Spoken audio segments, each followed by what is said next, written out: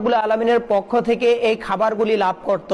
অতঃপর তাদেরকে ছায়াদানের জন্য আল্লাহ রব্বুল আলামিন তাদের মাথার উপর অনেকগুলি মেঘমালা প্রেরণ করলেন, যেই মেঘমালাগুলি বনী ইসরাইলীদেরকে প্রচন্ড রোদের উত্তাপ থেকে রক্ষা করতে লাগলো।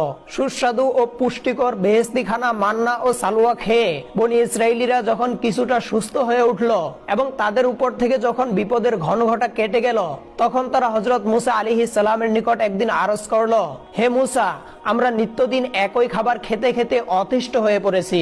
আমরা আর এই খাবার খেতে চাই না। এই খাবার খেয়ে আমাদের রসনার তৃপ্তি হচ্ছে না। তুমি তোমার প্রতিপালকের নিকট দোয়া করো, তিনি যাতে আমাদের জন্য এমন খাবারের ব্যবস্থা করে দেন যা জমিন থেকে উৎপন্ন হয়, যেমন শাকসবজি, শসা, গম, মসুর ডাল, পেঁয়াজ, রসুন ইত্যাদি। বনী ইসরাইলীদের এসব নির্বুদ্ধিতাপূর্ণ আবেদন শুনে হযরত মূসা আলাইহিস সালাম অনেক রাগান্বিত হলেন এবং তিনি তাদেরকে বললেন, হে আহাম্মকের দল, তোমরা কতটা নির্বুদ্ধিতার পরিচয় দিচ্ছ তোমরা কি তা জানো? তোমরা একটি উত্তম খাবার পরিত্যাগ করে সাধারণ, হীন ও নিকৃষ্ট খাবার প্রার্থনা করছো, আর এরূপে তোমরা আল্লাহ রব্বুল আলামিনের অনুগ্রহ ও রহমতের প্রতি অকৃতজ্ঞতা প্রকাশ করছো।